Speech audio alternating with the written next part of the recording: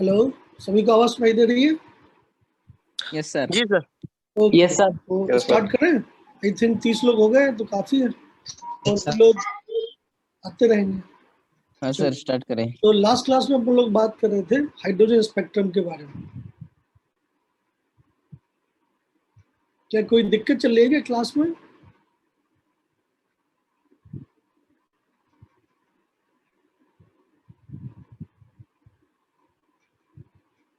Anyway, चलिए, classroom में I think कुछ टेक्निकल दिक्कत है, तो अपन लोग स्टार्ट करते हैं। चलिए, तो पहले मैं आपको बताता हूँ कि अभी तक अपन लोगों ने जो मतलब देखा लास्ट क्लास तक, उसका क्या मतलब इम्पैक्ट है अपने जीवन में। दैट मीन्स उसको अपन लोग कैसे समझ सकते हैं। So till now we have completed what, we have completed hydrogen spectrum. मतलब हम लोग केवल और केवल ये देख पा रहे हैं कि हाइड्रोजन एटम के अंदर अगर इलेक्ट्रॉन एक जगह से दूसरी जगह मूव करता है तो ऑफ कोर्स कितने फोटोन का, कितनी वेवलेंथ का या कितनी फ्रिक्वेंसी का फोटोन जो है वो रिलीज होता है। तो लास्ट क्लास में हमारा जो मेन मतलब गोल था कि हम रिकेप की बात करें। तो रिकेप मतलब लास्ट क्लास का काम। तो मैंने आपको बताया था कि अलग अलग हाइड्रोजन स्पेक्ट्रम को आप अलग अलग सीरीज में बांट सकते हैं। ठीक है, दैट मीन्स हाइड्रोजन स्पेक्ट्रम में हमने जो सिलेक्ट किया था वो था कौन सा, इमिशन स्पेक्ट्रम। क्यों? क्योंकि हम ऊपर से नीचे मतलब हायर ऑर्बिट से लोअर ऑर्बिट्स में इलेक्ट्रॉन के ट्रांजिशन की बात कर रहे थे, और हमारे पास अगर अलग अलग लेवल्स थे, n equal to 1, n equal to 2, n equal to 3, n equal to 4, n equal to 5, तो पहली सीरीज जो थी 2 से 1 आने की, 3 से 1 आने की, 4 से 1 आने की। हाँ, कौन बोल रहा है? जाहिद अहमद। जाहिद अहमद, अपना माइक बंद कर लो। और आप कुछ खा रहे हो, बढ़िया नाश्ता वास्ता कर रहे हो, वीडियो भी बंद कर लो।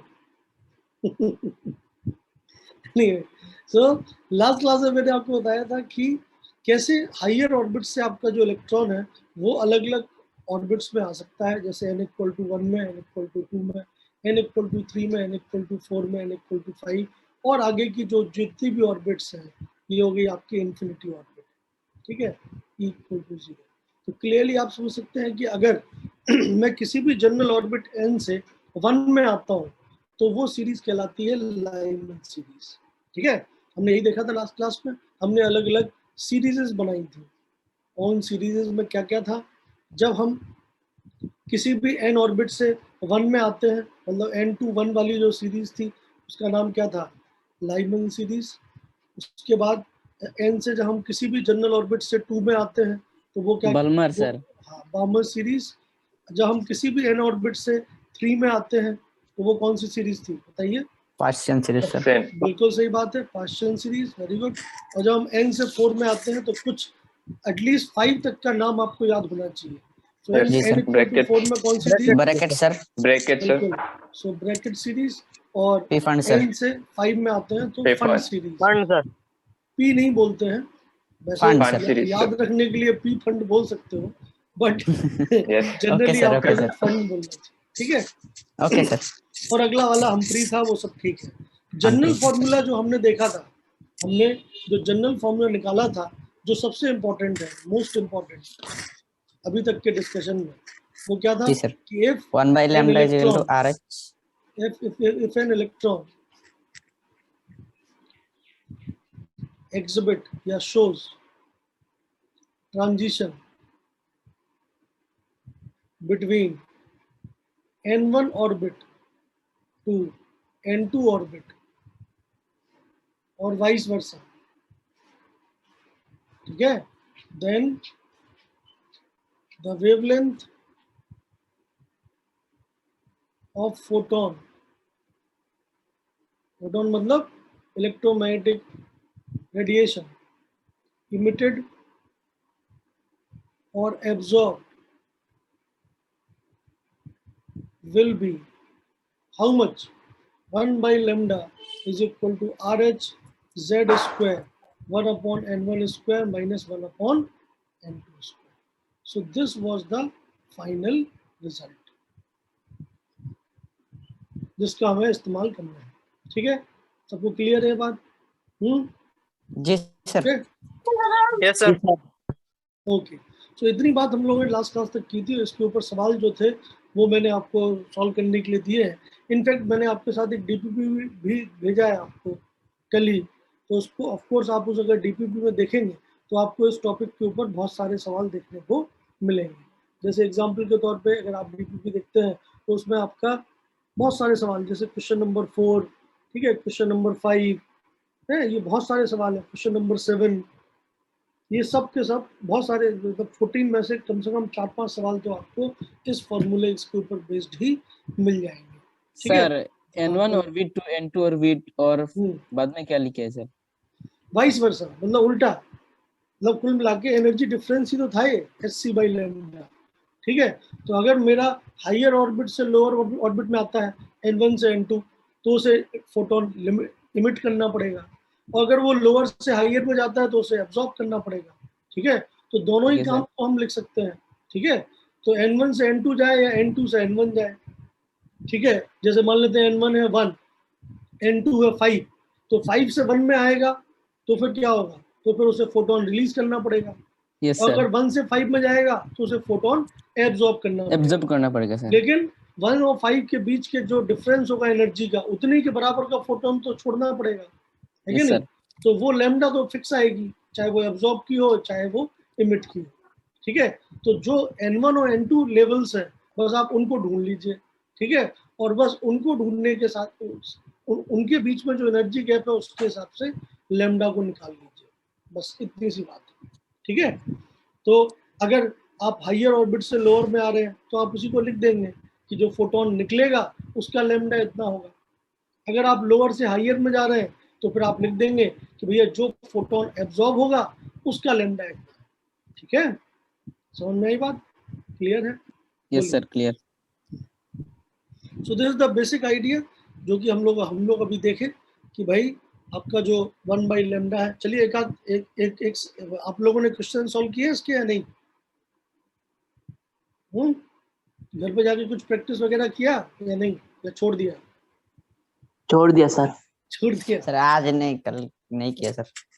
अच्छा, ठीक है। अच्छा, कल परसों तो आप लोग बिजी रहे होंगे, है ना?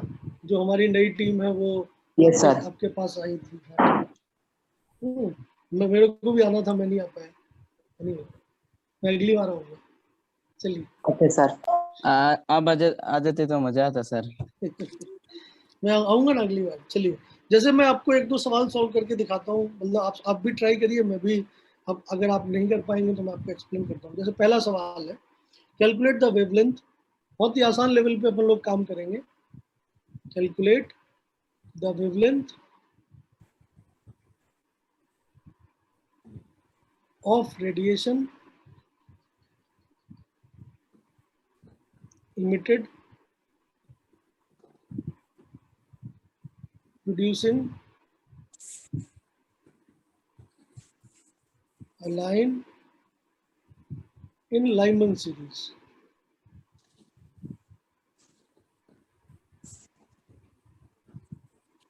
When the electron falls from third excited state. जैसे ये सवाल है, ठीक है, हाइड्रोजन एटम भी क्या बोलो?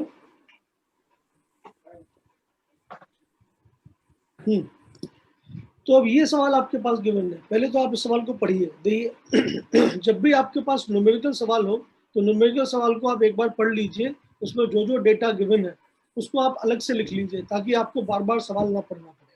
ठीक है, तरीका यही होता है न्यूमेरिकल्स को सॉल्व करने का। तो सबसे पहले आपने पढ़ा तो आपको वेवलेंथ निकालना है, मतलब लैम्डा की वैल्यू निकालनी है कितनी, और रेडिएशन है, इमिट हो रहा है, मतलब ऑफ कोर्स आपका जो इलेक्ट्रॉन है वो हायर से लोअर ऑर्बिट में जा रहा होगा। Producing a line in Lyman series, तो ये बात तो पक्की है कि N1 की वैल्यू क्या फिक्स हो गई 1, क्योंकि लाइमन सीरीज में सबको कहाँ आना होता है, फर्स्ट ऑर्बिट में, है कि नहीं? तो एक ऑर्बिट तो फिक्स हो गई कि 1 है, पहली ऑर्बिट है क्योंकि लाइमन सीरीज है। अगर यहाँ पे बामर सीरीज लिखा होता तो N की वैल्यू कितनी होती? 2। अगर यहाँ पे फंड सीरीज लिखा होता तो कितनी होती? 5 से फर्स्ट यही है, ठीक है। तो लाइमन सीरीज तो n1 की वैल्यू 1 फिक्स हो गई। When the electron falls from third excited state, तो अब आपको ये समझ में आना चाहिए कि थर्ड एक्साइटेड स्टेट का क्या मतलब है, ठीक है।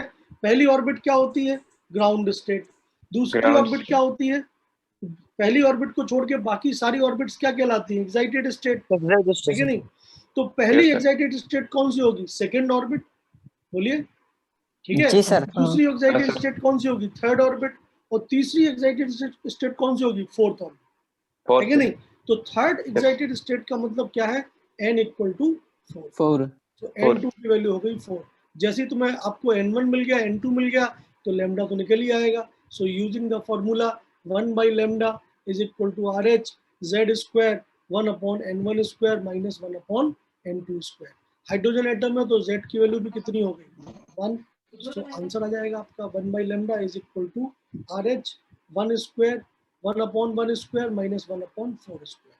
So that will come out to be 15 RH by 16। आएगा या नहीं, बोलिए, ठीक है। Yes sir. 1 minus 1 by 16 तो 15 RH by 16।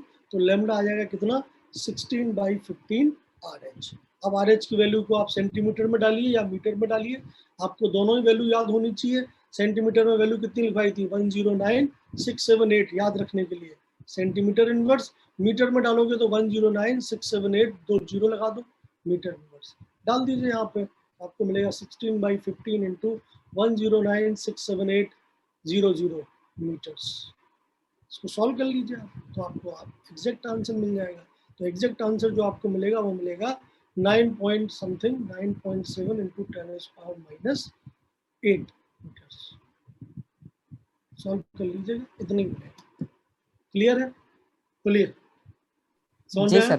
तो इस टाइप के सवाल आपको बिल्कुल सॉल्व करने पड़ते हैं, ठीक है। सवालों का जो लेवल है वो बिल्कुल बढ़ सकता है, और सवालों का लेवल जो है वो मतलब थियोरेटिकल लेवल पे भी बढ़ सकता है। फिर से रिपीट। हाँ देखो, आप सभी लोग अपने माइक बंद कर लो, जिसको डाउट है वो वही अपना माइक ऑन करे। बाकी लोगों की आवाज एकदम मिक्स हो जाती है, समझ में ही नहीं आता अगर कोई डाउट पूछ रहा है तो। चलिए, तो जो फिर से एक्सप्लेन करने के लिए बोल रहे हैं भाई साहब, वो एक बार देख लीजिए। सवाल को पहले पढ़िएगा।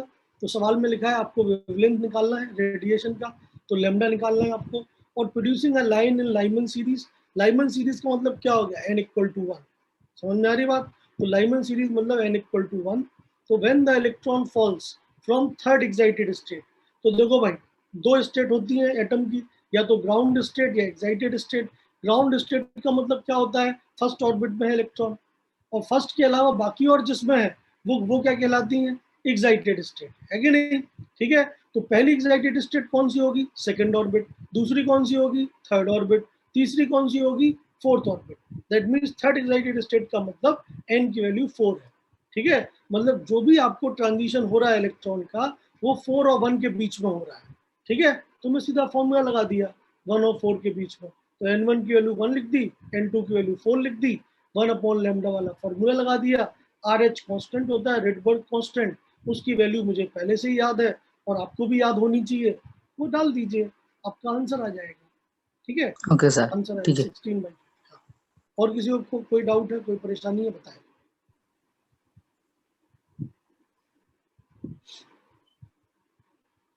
नहीं, चलिए, तो अब दो टाइप की मतलब डिफिकल्टीज बढ़ाई जा सकती हैं। कैसे? क्योंकि हम सब जानते हैं, हमने जो फॉर्मूले पढ़े हैं बोर्स मॉडल, वो तो 5 हैं, और पांचों ही एक दूसरे से रिलेटेड है, क्योंकि सभी z और n पे वेरी कर रहे हैं। जैसे रेडियस का फॉर्मूला है Rn is equal to R0 n square by z, velocity का फॉर्मूला है Vn is equal to V0 z by n, है कि नहीं। तो सब में z और n का फैक्टर आ रहा है, ठीक है। तो कई बार ऐसा होता है कि आपको वेलोसिटी के बारे में दिया जाता है, रेडियस के बारे में पूछ लिया जाता है, ठीक है, रेडियस के बारे में दिया जाता है, एनर्जी के बारे में पूछ लिया जाता है। तो ये डिफिकल्टी है क्वालिटी वाली, समझ रहे हो मेरी बात, कि एक चीज में देके दूसरी चीज में आपको फंसा दिया जाए। और दूसरी डिफिकल्टी क्या हो सकती है, सवाल को बहुत लंबा बना दिया जाए, ठीक है। तो सवाल पढ़ते पढ़ते ही आप बोर हो जाए, भैया ये क्या चल रहा है, ठीक है।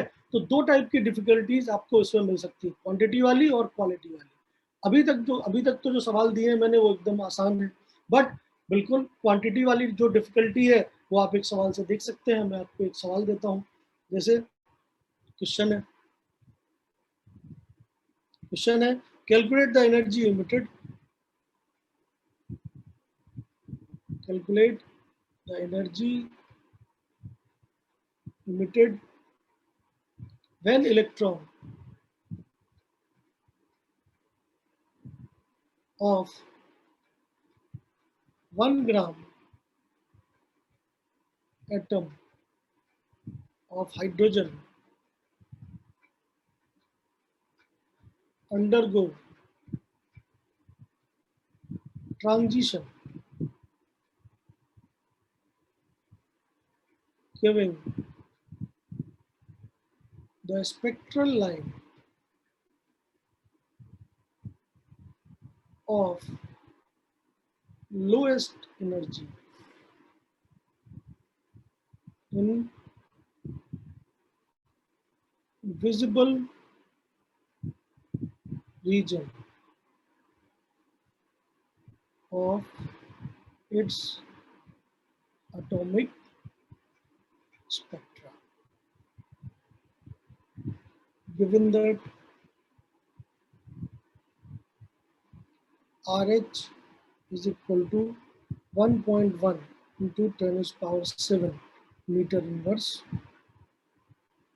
C is equal to 3 into 10 to the power 8 meter per second, H is equal to 6.625 into 10 to the power minus 34 joule second. चलिए इसको आप सॉल्व करिए, 2 मिनट दीजिए, देखिए आप समझ पा रहे हैं नहीं समझ पा रहे हैं।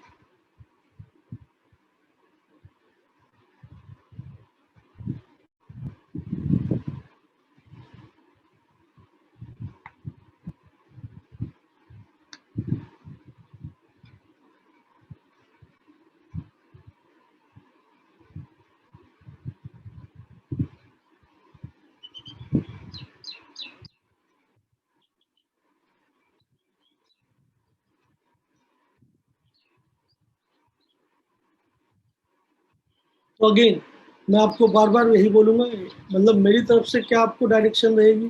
थ्योरी तो देखो सभी लोग पढ़ लेते हैं, ठीक है, थ्योरी से नंबर आते हैं बोर्ड्स में, ठीक है, तो no doubt that is also important. आप अगले 2 साल बाद मतलब एक साल बाद बोर्ड का एग्जाम देंगे, 1-1.5 साल बाद, तो उसके लिए आपको थ्योरी चाहिए। थ्योरी तो बहुत बढ़िया है, वो जो जितना एनसीईआरटी में लिखा है that is more than enough, लेकिन जब प्रैक्टिस की बात आएगी, जब एप्लीकेशन की बात आएगी, तो सवाल बहुत बड़े हो सकते हैं, ठीक है। मतलब एप्लीकेशन की बात आती है तो उसमें केवल थ्योरी जानना ही मतलब आपको नंबर ला देगा, ये करेक्ट स्टेटमेंट नहीं है। आपको उस थ्योरी की एप्लीकेशन पता होनी चाहिए। तो जब भी न्यूमेरिकल सवाल आते हैं, इस टाइप के सवाल, ऐसे ही सवाल आएंगे एग्जाम में भी, ठीक है, बस वो ऑप्शन दे देंगे आंसर्स की बजाय। भी आपसे आंसर पूछ रहा है, वो बोल देगा the energy will be A option, B option, C option, D option, ठीक है, तो ऑप्शनल बन जाएगा, ठीक है। बट जब इस टाइप के सवाल आते हैं, न्यूमेरिकल्स जब आते हैं, तो तब आपकी स्ट्रेटजी क्या होनी चाहिए। सबसे पहले जो सवाल आपको गिवन है, उस सवाल को आप जितने भी उसमें डेटा अवेलेबल है, उन सबको एक साथ लिख लीजिए, ठीक है, मतलब स्क्रूटनाइज कर लीजिए सवाल को, और फिर ऐसे फॉर्मूले के बारे में सोचिए जो आपने अपनी थ्योरी में पढ़ा हो, जिसके अंदर आप ये डेटा डाल देंगे तो आपको एक अननोन जो है, जो आप निकालना चाहते हैं, वो आपको मिल जाएगा। बस इतना सा काम होता है, ठीक है। तो हमेशा आप सवाल को पढ़िए, सवाल से जितनी भी डेटाज पॉसिबल हैं, जितनी भी इंपॉर्टेंट बातें लिखी हुई हैं, उसको आप एक जगह पे लिख लीजिए, ताकि बार बार सवाल पे वापस नहीं जाना पड़े, अदरवाइज दिक्कत होगी आपको, ठीक है। आप बार बार सवाल पे वापस जाएंगे, फिर से आपको 2 मिनट लगेंगे सवाल पढ़ने में। तो एक बार वही पूरा स्क्रूटनाइज कर लीजिए आराम से, और जितना भी डेटा है उसको लिख लीजिए। उसके बाद फिर सोचिए कि उसको मैं कैसे यूज करूँगा। एप्लीकेशन हमेशा टफ होती है, नो डाउट, ठीक है, थ्योरी सभी लोग जानते हैं, बट नंबर सभी के नहीं आते एग्जाम में। मैं किस एग्जाम की बात कर रहा हूँ? कॉम्पिटिटिव एग्जाम्स की, ठीक है, बोर्ड एग्जाम की नहीं। बोर्ड एग्जाम में तो थ्योरी आती है आपको, मतलब आप राजा हैं, सब आता है, ठीक है।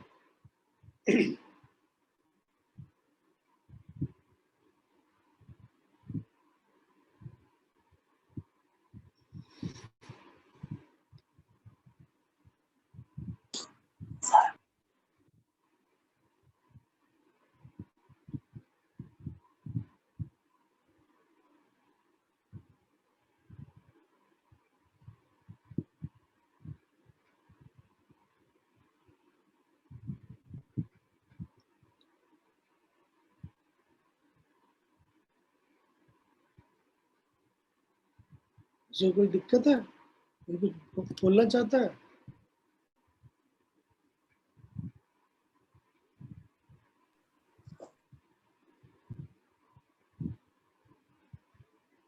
चलिए, तो मैं बता दूं या आप लोग ट्राई करेंगे?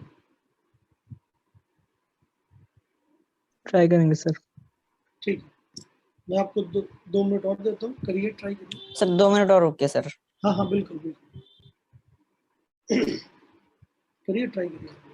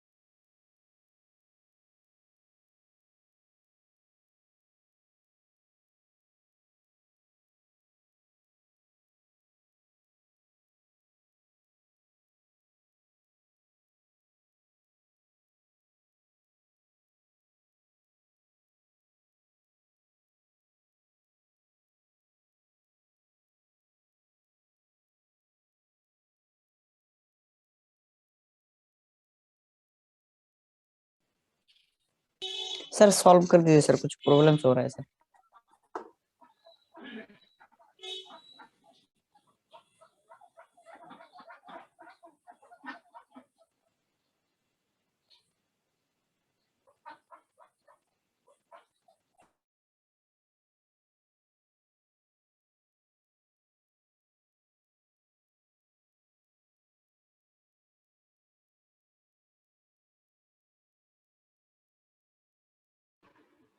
ठीक है, आई थिंक ये इनफ टाइम, इतने में आपका सॉल्व हो जाना चाहिए। फिर भी आपने अगर कोशिश किया तो अच्छी बात है। तो देखते हैं कि क्या Yes. किया गया है। तो क्या गिवन है आपके पास, calculate the energy emitted when electron of 1 gram atom. ठीक है, तो ये मोल कंसेप्ट का टर्म है। ठीक है, थोड़े दिनों में आपके जो अभी दूसरे सर गए थे उनकी भी क्लासेस आपके बैचेस में लग जाएंगी, तो वो आपको मोल कंसेप्ट से स्टार्ट करेंगे। ठीक है, मेरी क्लास रेगुलरली चलती रहेगी, लेकिन वो मोल कंसेप्ट से स्टार्ट करेंगे तो आपको ये वाली टर्म और ज़्यादा समझ में आएगी। वैसे बेसिक मोल तो आपको पता है ही, 1 ग्राम एटम मतलब 1 मोल हाइड्रोजन है। ठीक है, सो 1 ग्राम एटम का मतलब क्या होता है, 1 मोल हाइड्रोजन एटम। और 1 मोल हाइड्रोजन एटम वैसे भी कितनी होगा, हाइड्रोजन का एटॉमिक मास ही 1 ग्राम ही है, टोटल मिला के 1 ग्राम चीजें ही है आपके पास। ठीक है, आगे बढ़ते हैं। Undergo transition giving the spectral line of lowest energy, ये एक इम्पॉर्टेंट बात है। मैं कलर चेंज कर देता हूँ ताकि इम्पोर्टेंस को देखा जा सके। ठीक है, Yes. तो ये जो लोएस्ट एनर्जी है, ये एक इम्पॉर्टेंट बात थी जो आपको पकड़ में आनी चाहिए। लोएस्ट एनर्जी मतलब जो एनर्जी गैप है वो मिनिमम है। ठीक है, इन द विजिबल रेंज, ये अगेन एक इम्पॉर्टेंट बात है। आप सबको पता होना चाहिए कि एटॉमिक स्पेक्ट्रम में विजिबल रेंज केवल एक ही जगह पे आता है। कहाँ पे आता है, मैंने आपको Balmer लिखवाया था series. लास्ट। Balmer बिल्कुल series. सही बात है, बामर सीरीज में। और बामर सीरीज में एक चीज तो फिक्स होती है कि n1 की वैल्यू 2 होती है। अब सबसे छोटा एनर्जी डिफरेंस कब देखने को मिलेगा आपको, जब So N2 3 होगा. बिल्कुल जब N2 3 हो जाए, 3 to 2 वाला जो आपके पास जो ट्रांजिशन है, that will be the short मतलब minimum energy transition in visible range, है कि नहीं। क्योंकि 4 से 2 थोड़ा एनर्जी और बढ़ गया, 5 से 2 और बढ़ जाएगा, 6 से 2 और बढ़ जाएगा। तो एकदम लोएस्ट एनर्जी का जो विजिबल रेंज में आपका स्पेक्ट्रल लाइन आएगा वो इसके करस्पॉन्डिंग आएगा। पहली चीज इतना तो क्लियर होना चाहिए। और जो रेडबर्ग कांस्टेंट है उसकी वैल्यू आपको गिवन है, तो आपको जो आपने याद कर रखी है वैल्यू उसको इस्तेमाल मत करिए, वो सीधा बोल रहा है, आप इस वैल्यू को इस्तेमाल कर लीजिए। सी की वैल्यू भी आपको गिवन है और प्लांक कांस्टेंट की भी वैल्यू आपको गिवन है। बस तो ये सारी वैल्यू मिली गई आपको, तो स्टार्ट हो जाइए। सो यूज करिए फॉर्मूला।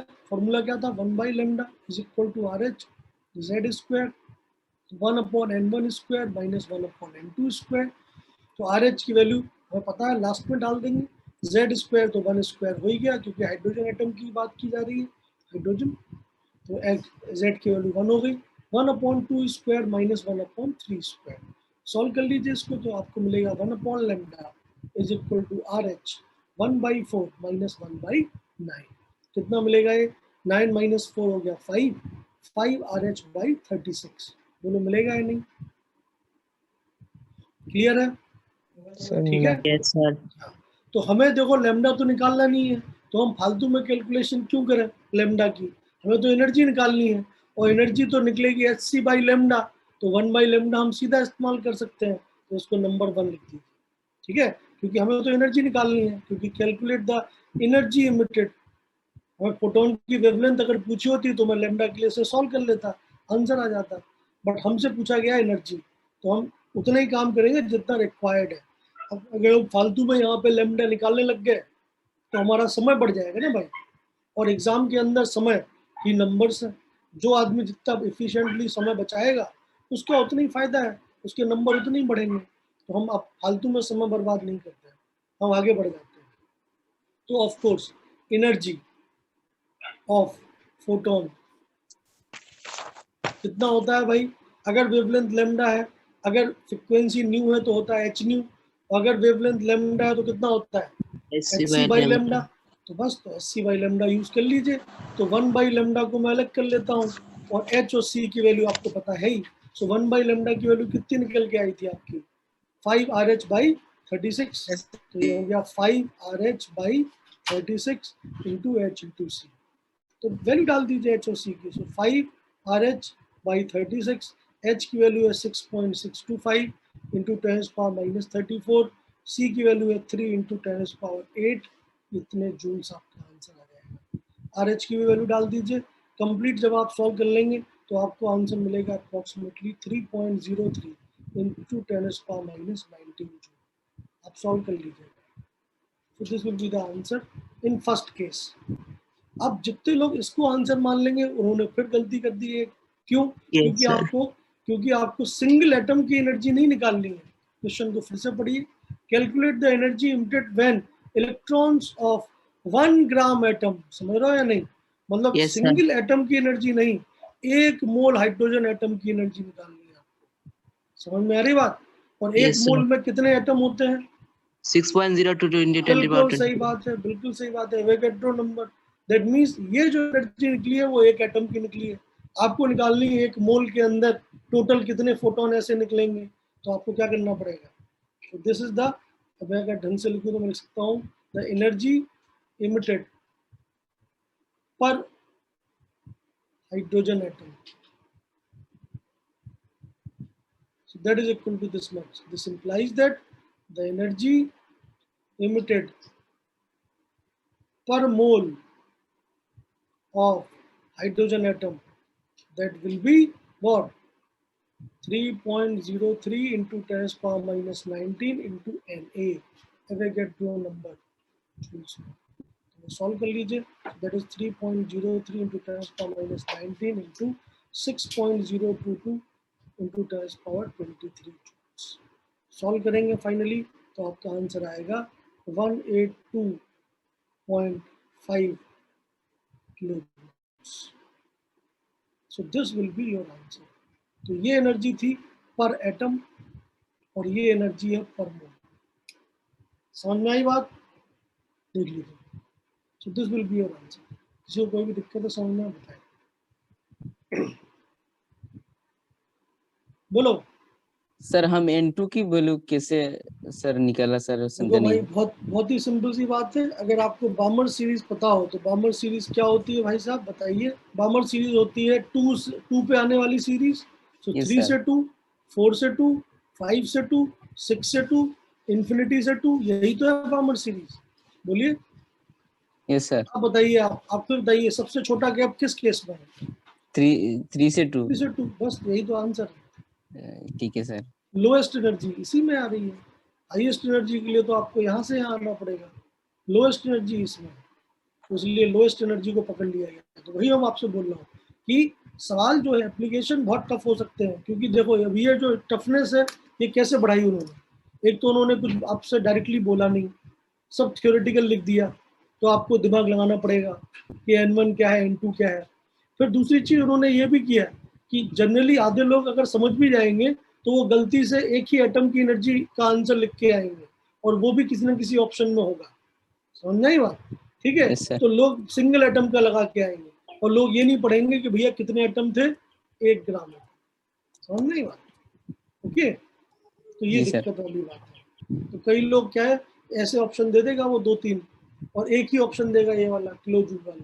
तो लोग जो डिस्कार्ड करने वाले होते हैं ना, कह रहे ये तो नहीं हो सकता, तो पहले ही आंसर को डिस्कार्ड कर देगा।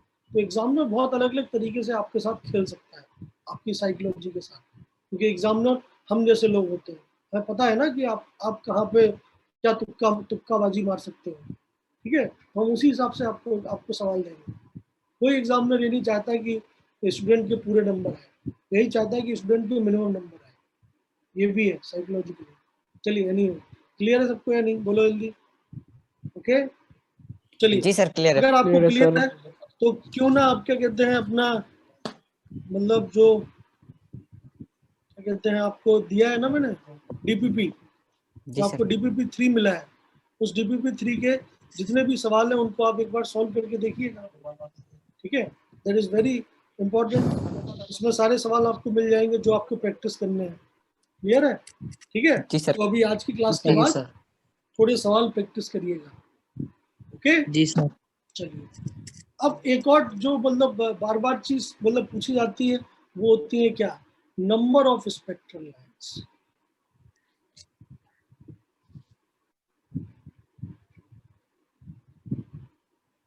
तो नंबर ऑफ स्पेक्ट्रल लाइन्स जब एब्जॉर्प्शन स्पेक्ट्रम है तब तो नहीं पूछा जाएगा। क्यों? क्योंकि भैया एब्जॉर्प्शन स्पेक्ट्रम में नंबर ऑफ स्पेक्ट्रल लाइन क्या है? अगर मैं 1 से 2 गया तो एक ही है, 1 से 5 गया तो भी एक है, क्योंकि मैं हमेशा ग्राउंड स्टेट से ही ऊपर जाता हूँ। तो नंबर ऑफ स्पेक्ट्रल लाइन का सवाल कभी एब्जॉर्प्शन के हिसाब से नहीं आता है, किसके हिसाब से आता है? इमिशन के हिसाब से। जैसे आपके पास वही सेम डायग्राम है, मान लेते हैं ये है n=1, ठीक है, ये आपका n=2। जस्ट मैं एग्जांपल ले रहा हूँ आपको ताकि आप लोग समझे मैं क्या बोलना चाहता हूँ। n=3, मान लेते हैं ये आपका n=4। अब सोचिए, जब आप 1 से 2 जाएंगे तो एक ही तरीका है, 1 से 3 जाएंगे एक ही तरीका है, 1 से 4 जाएंगे एक ही तरीका है। तो नंबर ऑफ स्पेक्ट्रल लाइन तो कभी ऐसा सवाल आ ही नहीं सकता एब्जॉर्प्शन के दौरान, जब आप एनर्जी लेते हुए ग्राउंड स्टेट से एक्साइटेड स्टेट में जाएंगे, ठीक है। तो हाइड्रोजन स्पेक्ट्रम कभी एब्जॉर्प्शन पे बेस्ड था ही नहीं। हाइड्रोजन स्पेक्ट्रम हमेशा किस पे बेस्ड होता है? इमिशन स्पेक्ट्रम पे, है कि नहीं? बोलिए। Yes sir. नहीं बताया मैंने? Yes, sir. क्यों क्यों क्या फायदा है? अब आप खुद देखिए, फायदा आपको दिखेगा। जैसे मान लेते हैं आप 4 पे हैं, ठीक है, आप n=4 पे हैं, एक्साइटेड स्टेट पे हैं, ठीक है। अब आपको 1 पे आना है। बताइए कितने तरीके से आप 1 पे आ सकते हैं? कितनी स्पेक्ट्रल Infinite. लाइंस आप रिलीज करेंगे? इनफाइनाइट। इनफाइनाइट तो नहीं होगा भाई, गलत है आंसर। इनफाइनाइट तो मतलब जिसको हम कैलकुलेट ना कर पाए, इसको तो हम कैलकुलेट कर सकते हैं भाई। देखो 4 तरीके से 4 सर। है, 4 तरीके से। अच्छा, नहीं, आपका आंसर गलत है। देखिए कैसे, 24 मैं आपको बना के दिखा देता हूँ, ठीक है। देखिए 4 से आप डायरेक्टली 1 पे आ सकते हैं, नो डाउट। एक लैम्डा इससे निकलेगा, समझ में आई बात? ये हो गया पहला, क्लियर, ठीक है। दूसरा बनाते हैं, 4 से आप डायरेक्टली 2 पे आ सकते हैं, इससे भी एक क्या कहते हैं फोटोन निकलेगा, दूसरा है ये पहला हो गया, ये दूसरा हो गया। तीसरा, 4 से आप 3 पे आ सकते हैं, तो दैट इज थर्ड, ठीक है। लेकिन जब आप 1 पे आ गए तब तो चलो ठीक है, फाइनली आप पहुंच गए 1 पे। लेकिन जब आप 2 पे आओगे तो एक और स्पेक्ट्रल लाइन बनेगी, 2 से 1, ये भी एक स्पेक्ट्रल लाइन है, ये 4th है। 4 तो हो ही गई। लेकिन जब आप 4 से 3 पे आओगे तब फिर से 2 मतलब अलग अलग स्पेक्ट्रल लाइन बन सकती हैं। 3 से आप डायरेक्टली किस पे आ सकते हो? 1 पे, ये आपका 5वां है। और 3 से आप आ सकते हो 2 पे, और 2 से 1 पे आ सकते हो। 2 से 1 वाला हमने काउंट कर रखा है पहले, लेकिन 3 से 2 वाला जो है वो एक नया स्पेक्ट्रल लाइन 6। तो total number of spectral line जब आप 4 से 1 पे आओगे 6 है, आपके सामने प्रूव हो रहा है। हाँ भाई, अली अहमद, गुलजार अहमद, समझ में आया? यस सर, यस सर, समझ में यस आया। सर। तो इन्फिनिटी तो नहीं होगा आंसर, लेकिन हाँ, यस सर। लेकिन हाँ आप क्लियरली देख सकते हो कि 1 मतलब 4 से डायरेक्टली 1 पे एक लाइन, 4 से 3 मतलब 2 पे एक लाइन, 4 से 3, ठीक है। 1 आ गए, बात खत्म हो गई। मतलब 4 से 1 एक सिंगल लाइन निकल सकती है। लेकिन जब आप 4 से 2 पे आओगे तो 2 से 1 आना पड़ेगा। मतलब 4 से 2, 2 से 1, 2 और लाइन है, 3 हो गई। 4 से 3 आओगे तो एक नई लाइन, 4 हो गई। 3 से 2 आ सकते हो या 3 से 1 आ सकते हो। 3 से 2 एक नई लाइन हो गई, 3 से 1 एक नई लाइन हो गई, और 2 से 1 हम पहले ही काउंट कर चुके हैं, ठीक है। तो आप समझ सकते हैं कि number of spectral line in emission spectrum will be very high. And इनके लिए मुझे एक जनरल फॉर्मूला तो बना ही लेना चाहिए। समझ में आ रही बात सबको या नहीं आ रही है? बोलिए।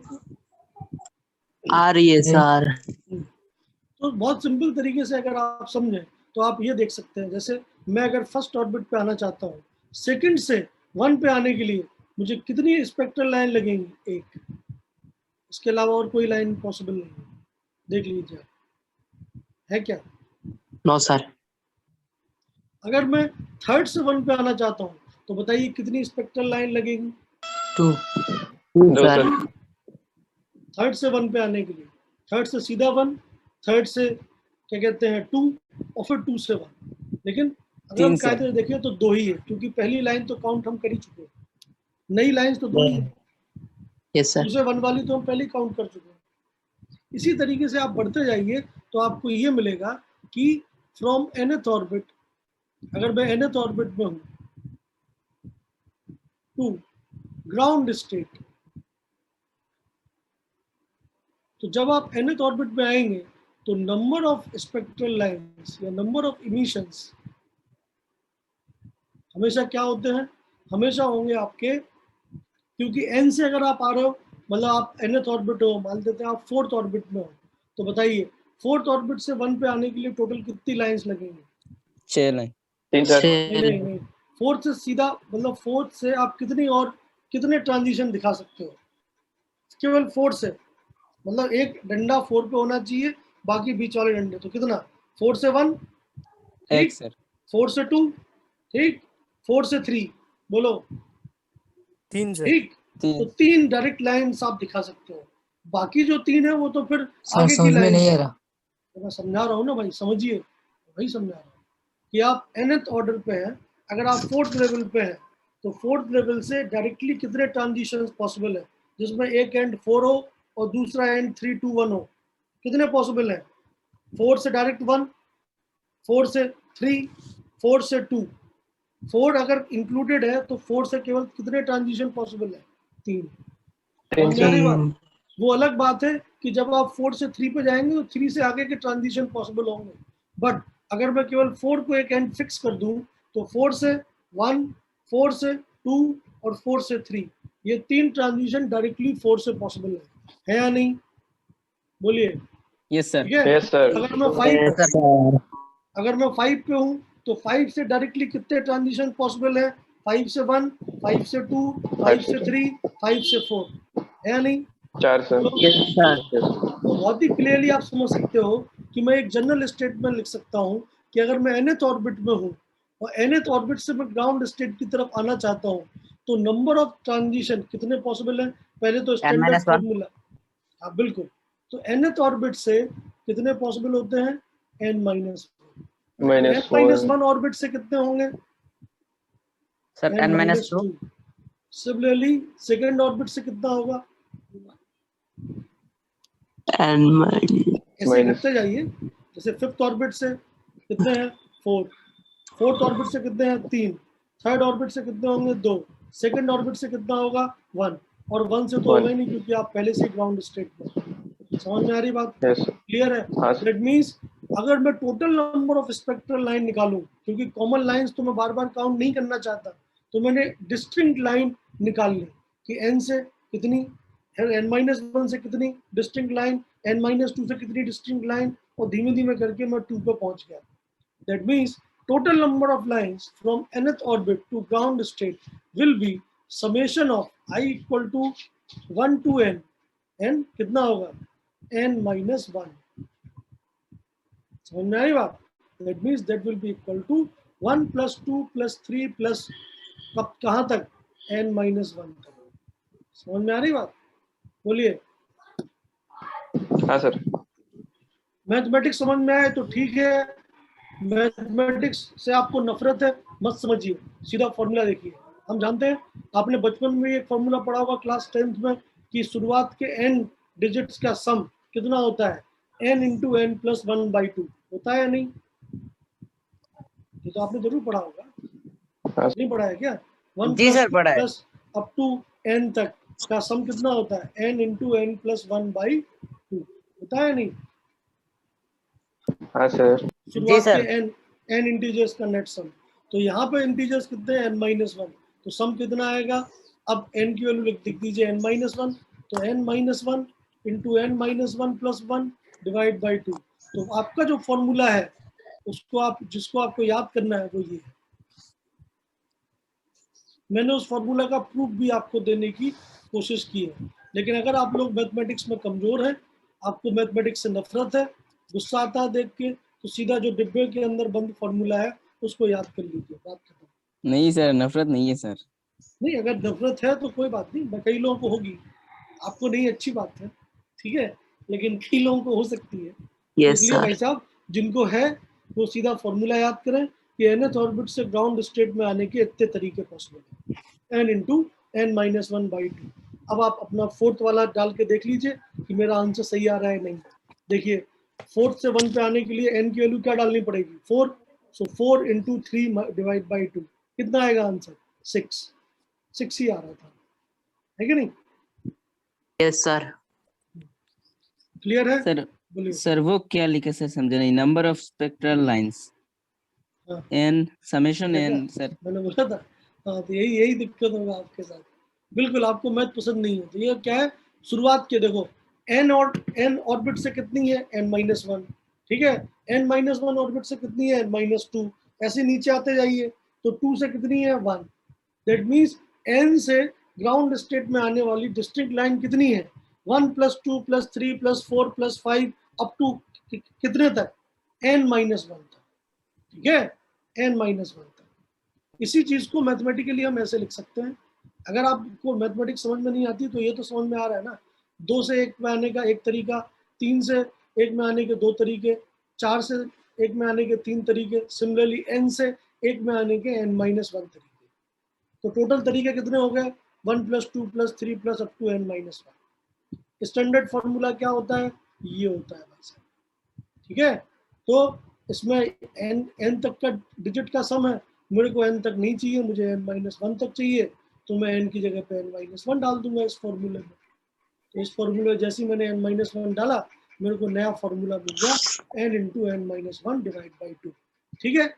अगेन मैं यही बोल रहा हूँ, आपको अगर डेरिवेशन समझ में नहीं आ रहा है कोई बात नहीं, आप केवल और केवल फॉर्मूला जो है, रिजल्ट जो है, उसको याद रखिए। जैसे कोई आपसे पूछे बताओ 5th ऑर्बिट से कितनी स्पेक्ट्रल लाइंस बन सकती है, n की वैल्यू 5 डाल दो फॉर्मूले में, आंसर आ जाएगा। कितना आंसर होगा, 5 × 4 डिवाइड बाई 2, मतलब एक तो हो गया n हो गया 5, तो n-1 कितना हो जाएगा 4, सो 5 × 4 डिवाइड बाई 2 मतलब 10, खत्म। 10। समझ में आ रही बात, ठीक है। तो जो हाँ सर। लोग क्या कहते हैं मैथमेटिक्स में कमजोर है या मैथमेटिक्स से नफरत है, मैंने पहले ही बोला है, ठीक है, वो लोग डेरिवेशन के ऊपर ध्यान मत दें, लेकिन फॉर्मूला तो याद करना पड़ेगा ना भाई, क्योंकि सवाल तो आएगा ही आएगा। अब सवाल में मैथमेटिक्स वाला डेरिवेशन आपसे नहीं पूछा जाएगा, लेकिन नंबर ऑफ स्पेक्ट्रल लाइन तो पूछी जाएंगी, ठीक है। तो अगर मैथमेटिक्स आती है वेल एंड गुड, नहीं आती है कोई बात नहीं, घबराने की जरूरत नहीं है, ठीक। फॉर्मूला याद करिए, आंसर जरूर आएगा, क्लियर है। जी सर। तो मैं क्या बोल रहा था कि स्टैंडर्ड रिजल्ट क्या है, so number of spectral lines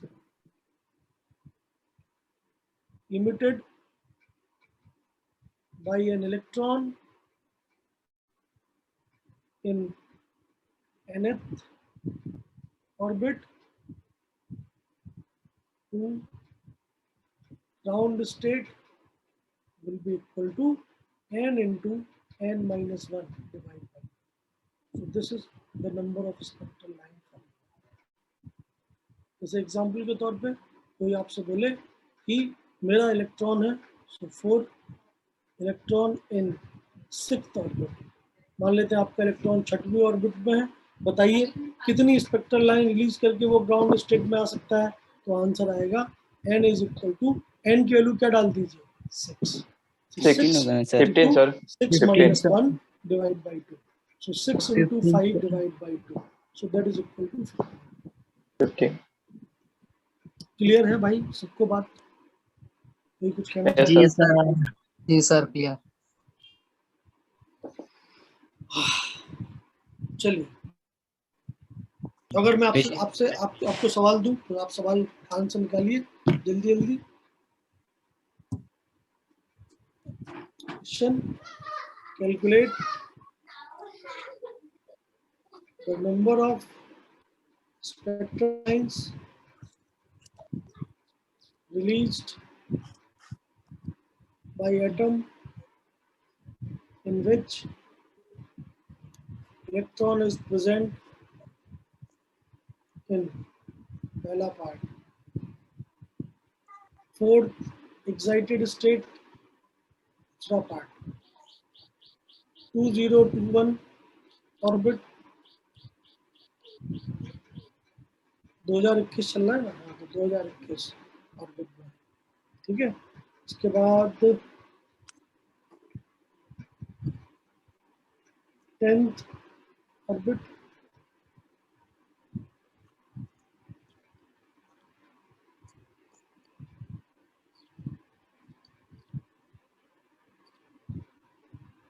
sir वो पहला वाला 4th ऑर्बिट है ना? 4th excited state, 5 orbit. Okay sir, okay sir.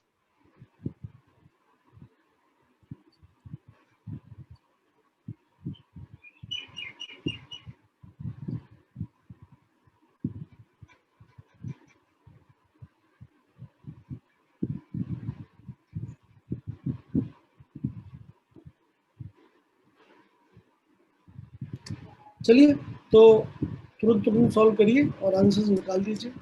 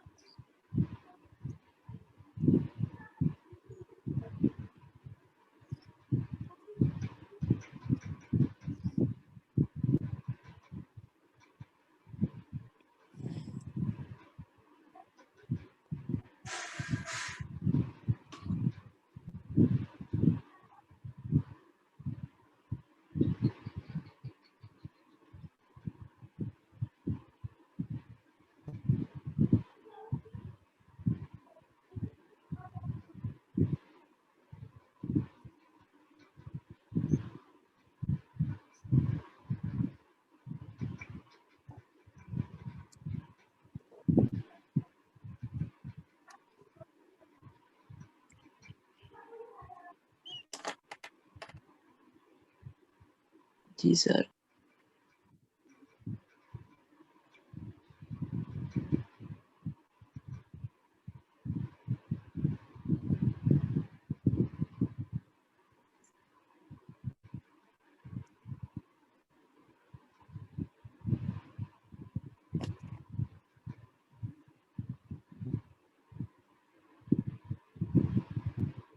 जी सर।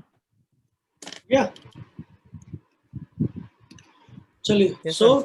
पहला और दूसरा सर। तीसरा तो आसानी से हो गया होगा, बट चौथे वाले में जिसमें स्टार लगा रखा है वो थोड़ा मुश्किल है आपके लिए, है नहीं? फोर्थ वाला हो गया क्या सबका? Yes sir. Sir. फोर्थ वाला भी हो गया, बढ़िया। चलिए, तो पहले वाले में आंसर क्या आएगा? पहले वाले में आपका आंसर आएगा 10 sir. 10, sir. 10 fourth excited state का मतलब n की वैल्यू 5, 5 तो नंबर ऑफ स्पेक्ट्रल 5 आएगा 5 into 4 डिवाइड बाय 2। 10 सर। दूसरे वाले में n की वैल्यू कितनी है? क्योंकि अब सीधा ऑर्बिट ही गिवन है। इस वाले में n Yes, की वैल्यू sir. कितनी हो गई थी? 5। इस वाले में n की वैल्यू 2021 ही है, ठीक है? तो Yes. आंसर कितना आएगा आपका? n की value 204121 2021 Yes, sir. into 2041 divide 210. By 2, यही आंसर जो भी आएगा, सॉल्व कर लीजिए। तीसरे वाले केस में n की वैल्यू 10 है, तो आंसर आएगा 10 into 45 5 divide by 2, that is equal to 45। 45 लेकिन फोर्थ वाले में बड़ी दिक्कत है आपको। क्यों? क्योंकि फोर्थ वाले में n की वैल्यू 6 तो है, नो डाउट, बट 6 से आप 1 पे नहीं आ रहे, याद रखिए। 7 सर। आप 6 से विजिबल रेंज में आ रहे हैं। विजिबल रेंज कब होता है? 2 सर 2 में जब आते। तो अब तो आपका फॉर्मूला नहीं लगेगा, क्योंकि n इक्वल टू 1 पे पहुंचने वाला के लिए हमने फॉर्मूला निकाला था। बट अब आपका जो फॉर्मूला है वो थोड़ा बदल जाएगा, और मैथमेटिकली जब इस पर्टिकुलर फॉर्मूले को निकाला जाता है तो आप मोस्ट जनरल फॉर्मूला याद कर सकते हैं। एंड मोस्ट जनरल फॉर्मूला मैं यहाँ पे लिख रहा हूँ कि 4 एन इलेक्ट्रॉन, ठीक है, transition from n1 to n2। ये बात पक्की है कि ऊपर से नीचे आ रहा है तो n1 जो है वो n2 से बड़ा होना चाहिए, ठीक है? अगर आप ऊपर वाली ऑर्बिट से नीचे वाली ऑर्बिट में आएंगे तो ऑफ कोर्स n1 की वैल्यू क्या होगी? ज़्यादा होगी, ठीक है? So for electron transition from n1 to n2, number of spectral line is equal to, आप लिख सकते हैं n1 माइनस n2, मतलब ये हो गया n की वैल्यू, और उसके बाद n1 minus n2 plus 1 divide by 2। So this is the final formula जो कि आप याद रख सकते हैं। किसके लिए? किसी भी दो जनरल लेवल के लिए, ठीक है? जैसे यहाँ पे जनरल लेवल क्या था, यहाँ पे जो क्वेश्चन था उस क्वेश्चन की बात की जाए डी पार्ट की, तो वहाँ पे n1 की वैल्यू कितनी मानेंगे आप? 6। n2 की वैल्यू कितनी मानेंगे? 2। इसका यूज करिए यहाँ पे तो आपको मिलेगा 6 minus 2 into 6 minus 2 plus 1 divided by 2. So that will be the number of. Yes, sir. So that is 4 into 4 plus 1. कितना हो जाएगा? 5 divided by 2. So that answer will be 10. कितने लोग आंसर 10 आया था? किसी का आया था? नहीं आया था। तो No, सीधी सीधी बात है कि आपने जो फॉर्मूला निकाला था शुरुआत वाला, जो बहुत आसान था, वो हमेशा ग्राउंड स्टेट पे आने की बात करता है। लेकिन अगर आपको N1 से N2 में आने की बात करनी है तो फिर आपको ये वाला फॉर्मूला लगाना चाहिए। ये फॉर्मूला मोस्ट जनरल है। इस फॉर्मूले में अगर आप क्या कहते हैं N1 को N और N2 को 1 डाल देंगे तो आपका पुराना वाला फॉर्मूला भी आ जाएगा, ठीक है नहीं? आप करके देख लीजिए। जैसे इस फॉर्मूले में, ये फॉर्मूला जनरल क्यों है? इसलिए जनरल है क्योंकि इसमें अगर आप, मैं जस्ट एक आपको एग्जांपल दे रहा हूँ। पुराना वाला फॉर्मूला याद है क्या था? n into n minus 1 divide by 2 यही था ना? आप इसमें n1 की वैल्यू n डाल दीजिए और n2 की वैल्यू 1 डाल दीजिए। देखिए क्या फॉर्मूला आएगा। n1 की value n minus 1 divide by n minus 1 plus 1 divide by 2। क्या निकल गया है? n minus 1 into n divide by 2। यही तो था फॉर्मूला पुराना। हाँ बोले जल्दी। Yes, sir. तो Yes, क्यों? sir. मतलब this is the most general formula that you can remember. तो अगर आप याद ही रखना चाहते हैं तो ये वाला फॉर्मूला याद रखिए क्योंकि ये ज़्यादा इफेक्टिव है, ठीक है? ये ज़्यादा टाइप के वैरायटी के सवालों को सॉल्व कर पाएगा। है सब मैथमेटिक्स, ठीक है? तो इसको याद रखिए, that is a better formula. वो अलग बात है कि जब ग्राउंड स्टेट में आने की बात होगी तो ज़्यादा आसानी से याद रखने वाला फॉर्मूला क्या है? n into n minus 1 divide by 2। तो वो भी मैंने आपको बता दिया। लेकिन हर बार सवाल ये नहीं होगा कि भाई आप क्या कहते हैं हमेशा 1 पे ही है। कई बार बोलेगा 10 से 5 पे आ रहा है, बताओ कितने हैं? तो अब तो आप बिल्कुल मतलब परेशान हो जाएंगे। तो आप इसलिए इस फॉर्मूले को याद रखें। n1 की वैल्यू 10, n2 की वैल्यू 5, हाइयर की वैल्यू n1, लोअर की वैल्यू n2 डाल दीजिए, आंसर आपका आ जाएगा। बोलिए। Yes, sir. किसी को कोई भी दिक्कत है समझने में? नहीं सर। नहीं सर। ओके, तो इतनी बात अपन लोगों ने कर ली। जैसे मैं डीपीपी देख रहा हूँ तो डीपीपी में एक सवाल है स्पेक्ट्रल लाइन के ऊपर ही। इसमें आपसे पूछा गया है कि number of possible spectral lines which may be emitted in Brackett series in hydrogen atom if electron is present in 9th excited state. ठीक है, ये सवाल है क्वेश्चन नंबर 12 डीपीपी 3 का। ठीक है, आप सभी लोग डीपीपी देख सकते हैं? अभी नहीं देख सकते क्या? अगर देख सकते हो तो आप देख लीजिए। तो क्वेश्चन नंबर 12 जो है वो सीधा इस फॉर्मूले से सॉल्व होगा। ठीक है, क्या है उसमें? Number of possible spectral line which may be emitted in Brackett series.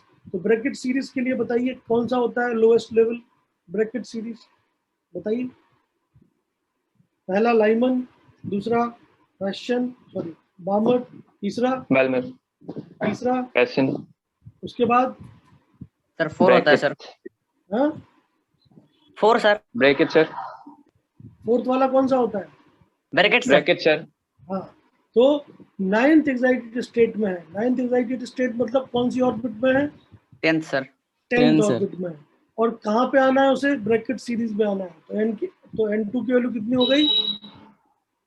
4 sir, 4। मतलब n1 की वैल्यू 10 डालिए, n2 की वैल्यू 4 डालिए, आपका आंसर आ जाएगा। तो n1 की वैल्यू 10, n2 की वैल्यू 4, तो 10 माइनस 4 6 हो गया, और 6 इंटू 7 डिवाइड बाई 2, तो 6 इंटू 7 हो गया 42 divide by 2 21। Answer will be A. Yes, sir. इसमें आंसर की में आई थिंक आंसर की में ह्यूमन एरर है। ठीक है, आंसर की में आंसर गलत दे रखा है। Yes, sir. पिछले डीपी में भी ऐसे हुआ सर। ठीक है, एक बार मैं आंसर की सारी चेक करके आपको भेजता हूँ। हाँ Yes, sir. Don't worry. हाँ सर प्लीज। ठीक है, तो आंसर की में इसमें 11 12 का आंसर भी दिया है जो कि गलत है। ये आंसर ठीक, बोलिए। ह्यूमन एरर है, आंसर की मतलब गलत छप जाती है। जो डीटीपी वाले लोग हैं जो डीटीपी बनाते हैं, ठीक है, क्योंकि वो तो एक्सपर्ट नहीं है, वो उनसे थोड़ी बहुत गलती हो जाती है, कोई बात नहीं। ठीक है, मैं आपको अभी तीनों की आंसर की चेक करके आपको आज ही मैं भेज देता हूँ। ठीक है, हाँ सर, जरूर। उसमें कोई मिस्टेक होगा तो आपको मिल जाएगा। चलिए, ओके सर। क्लियर है इतनी बात सबको? तो ये फॉर्मूला sir. जो है भैया प्लीज याद रखिए, ये फॉर्मूला बहुत इंपॉर्टेंट है नंबर ऑफ स्पेक्ट्रल लाइंस के ऊपर। चलिए अब आगे की बात करते हैं। आगे की बात है, अब आप लोग काफी इंटेलिजेंट हो गए। याद करिए वो दिन जब हम इलेक्ट्रॉन की खोज कर रहे थे, प्रोटॉन की खोज कर रहे थे, न्यूट्रॉन की खोज कर रहे थे, है कि नहीं? आई थिंक कल आपका कोई सरप्राइज टेस्ट भी हुआ है क्या? Yes sir. तो कि मतलब किसी को प्राइज राइज मिला कुछ? आपके बैच में से किसको मिला है प्राइज? किसी को नहीं? गुलजार को मिला सर। गुलजार को मिला सर। मिला? Gulzar? Yes sir. Yes, sir. Gulzar, party कब दे रहे हो तुम? दूंगा सर, आप जब पार्टी आएंगे चाहिए सर। भाई। कौन सा प्राइज मिला गुलजार तुम्हें? Third prize sir. First prize? Third prize. Third? Very good. Sir. चलिए, तो याद करिए कि आप लोग, हम लोग कितने आगे आ चुके हैं। अगर मैं शुरुआत से आपको बताऊं तो हम लोग कहाँ से स्टार्ट किए थे? इलेक्ट्रॉन, प्रोटॉन, न्यूट्रॉन की डिस्कवरी से। फाइनली हमने उनका एक बेसिक स्ट्रक्चर बनाया और पहली बार रदरफोर्ड नाम के आदमी ने अल्फा पार्टिकल स्कैटरिंग करा के एक ओरिजिनल मॉडल दिया कि एटम को ऐसा होना चाहिए। न्यूक्लियस के बारे में पता चला और फाइनली एटम पता चल गया। ठीक है, लेकिन रदरफोर्ड की ड्रॉबैक क्या थी? रदरफोर्ड बेचारा एक्सप्लेन नहीं कर पाया स्टेबिलिटी को। ठीक है, तो ऑफ कोर्स स्टेबिलिटी को एक्सप्लेन करने के लिए कौन आ गया? बोर। और बोर ने पूरा मॉडल कॉपी कर लिया। ठीक है, और बस ये बोल दिया कि भैया कुछ लाइसेंस ऑर्बिट्स होती हैं जहाँ पे एंगुलर मोमेंटम h/2π के इंटीजर मल्टीपल में आता है, तो वहाँ पे ही आपका जो क्या कहते हैं इलेक्ट्रॉन जो है वो इटर्नली रह सकता है, क्योंकि उस डिस्टेंस पे या उस कंडीशन पे इलेक्ट्रॉन को एनर्जी रिलीज नहीं करना पड़ेगा। ठीक है, ये बेसिक सा आइडिया क्लियर हुआ और बोर मॉडल एक्सेप्टेड हो गया। बट बोर्स मॉडल क्या 100% करेक्ट है? अब हम बोर्स मॉडल की लिमिटेशंस की बात करने वाले हैं।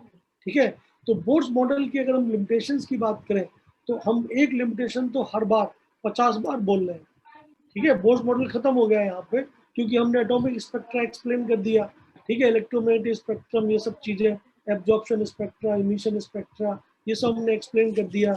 नंबर ऑफ स्पेक्ट्रल लाइंस भी निकाल दी और एनर्जी कितना एब्जॉर्ब होगा, कितना एमिट होगा, ये भी हमने निकाल दिया।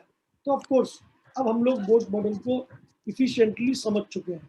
तो अब जो अगला टॉपिक आएगा, and then that topic will be the drawbacks or limitation of Bohr's model. समझ आई बात? तो एक लिमिटेशन तो हम लोग हर बार, मतलब जब भी हमने कोई भी बोर्स मॉडल का सवाल किया शुरुआत से लेके अभी तक, एक लिमिटेशन तो हमेशा है। किसी का माइक खुला हुआ है? कौन है भाई? हाँ, तो एक लिमिटेशन तो ये है जो हमने मतलब शुरुआत से अभी तक पढ़े हैं, वो क्या है कि बोर्स मॉडल केवल और केवल किन एटम्स के लिए वैलिड है? Hydrogen like atom. मतलब किसी भी जनरल एटम के लिए बोर्स मॉडल नहीं लगाया जा सकता। ऑफ कोर्स ये एक ड्रॉबैक है। तो पहली ड्रॉबैक इंपॉर्टेंट शब्दों में आप क्या लिख सकते हैं कि it is valid only for hydrogen like atoms, जो कि गलत बात है। ऐसी को हम बोल सकते हैं सिंगल इलेक्ट्रॉन सिस्टम्स, जो कि एकदम गलत है। जैसे हाइड्रोजन एटम हो गया, हीलियम प्लस हो गया, लिथियम 2+ हो गया, बेरिलियम 3+ हो गया, एटसेट्रा। इन सब के ऊपर ही वैलिड है। मतलब किसी जनरल एटम के ऊपर बोर्स मॉडल वैलिड नहीं है। और ये इसकी ऑफ कोर्स एक सबसे इम्पोर्टेंट ड्रॉबैक है अगर हम बात करें टेक्निकल टर्म्स में। क्यों? क्योंकि अगर मेरा जो थ्योरी है वो केवल और केवल सिंगल इलेक्ट्रॉन सिस्टम को ही एक्सप्लेन कर पा रहा है, तो फिर बिल्कुल गलत बात है। ठीक है, नो डाउट सक्सेसफुल है, नो डाउट बहुत सारी चीजें एटॉमिक स्पेक्ट्रम को उसने एक्सप्लेन कर दिया है, बट ये केवल और केवल एक ही इलेक्ट्रॉन वाले एटम्स को ही एक्सप्लेन कर पाया। ठीक है, ये इसकी पहली लिमिटेशन है। ओके, क्लियर है बात? Yes sir. जी सर। दूसरी लिमिटेशंस की बात करें। दूसरी लिमिटेशंस क्या है? जब एक्चुअली होता क्या है, जब हम एक्सपेरिमेंट करते हैं, अभी तक तो हमने क्या कंसेप्ट दिया? ऑर्बिट का। ठीक है, हम बोलते हैं कि अगर मेरा इलेक्ट्रॉन सेकेंड ऑर्बिट में है तो उसकी एनर्जी क्या है? फिक्स्ड है, कांस्टेंट है, कितनी एनर्जी है, -13.6 डिवाइड बाई 4, है कि नहीं? यही बोलते हैं। अगर z अलग है तो z स्क्वायर से मल्टीप्लाई कर दोगे, क्योंकि जनरल एनर्जी का फॉर्मूला क्या है, -13.6 electron volt z square by n square, है कि नहीं? ओके, तो अभी हम क्या बोलते हैं कि हमारे पास केवल एक ऑर्बिट है, सेकंड ऑर्बिट। तो कोई इलेक्ट्रॉन अगर सेकंड ऑर्बिट में हुआ तो उसकी एनर्जी बराबर है, कोई थर्ड में हुआ तो एनर्जी बराबर है, फोर्थ में हुआ तो उसकी फोर्थ ऑर्बिट में रहने वाले इलेक्ट्रॉन की एनर्जी फिक्स है। लेकिन हम सब जानते हैं आज के टाइम में कि हर एक ऑर्बिट में क्या होती हैं, ऑर्बिटल्स। अगर हम आज के करंट टाइम्स की बात करें, क्योंकि एक्सपेरिमेंटली जब हम इन्हीं स्पेक्ट्रल लाइंस को, जो स्पेक्ट्रल लाइंस हमने बोर्स मॉडल से निकाली, नंबर ऑफ स्पेक्ट्रल लाइंस, इनको जब हम इलेक्ट्रिक फील्ड या मैग्नेटिक फील्ड में रखते हैं तो ये स्पेक्ट्रल लाइन छोटी छोटी और पैरेलल लाइंस में डिवाइड हो जाती है। और वही पैरेलल लाइंस का बनना क्या बताता है कि केवल ऑर्बिट तक ही एनर्जी लेवल नहीं है, ऑर्बिट के अंदर भी जो सब ऑर्बिट्स हैं, जो ऑर्बिटल्स हैं, जो हम अगली वाली थ्योरी से प्रूव करेंगे, किससे, श्रोडिंगर वेव इक्वेशन से, वेव मैकेनिकल मॉडल, उसमें आएगा ऑर्बिटल। ठीक है, अभी तक केवल ऑर्बिट आया है। ठीक है, तो हर एक ऑर्बिट में प्रेजेंट इलेक्ट्रॉन की एनर्जी, एक ही ऑर्बिट में प्रेजेंट इलेक्ट्रॉन की एनर्जी हमेशा बराबर नहीं होती। जैसे एग्जांपल के तौर पे आपने थोड़ा बहुत तो पढ़ा है ना, थोड़ा बहुत तो आइडिया होगा, SPDF सुना होगा आपने, S block, P block, D and F block, सुना है ना? बोलिए। हेलो। नहीं सर, नहीं सुना। चलिए कोई बात नहीं सर, कोई बात नहीं सुना है तो इसको फिर मैं अलग तरीके से प्रेजेंट करता हूँ आपके सामने। होता क्या है कि 3 से 2 में आप आए, मान लेते हैं आप बार्मर सीरीज में विजुअल रेंज में 3 से 2 वाला लेमडा ढूंढ रहे हैं। ठीक है, ओके, तो आपने फॉर्मूला लगा दिया, 1/λ is equal to RH Z², 1/2² minus 1/3²।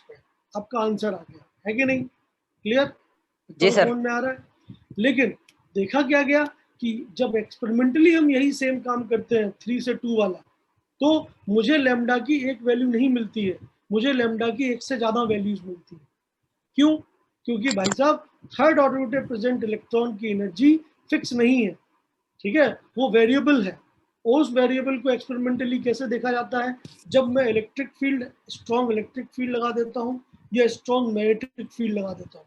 तो जब मैं स्ट्रॉन्ग इलेक्ट्रिक फील्ड लगाऊंगा तो होता क्या है कि आपकी जो एक स्पेक्ट्रल लाइन आ रही है लैम्डा वाली, जो लैम्डा वाली स्पेक्ट्रल लाइन है, वो बहुत सारी छोटी छोटी अलग अलग लैम्डास की स्पेक्ट्रल लाइन में टूट जाती है।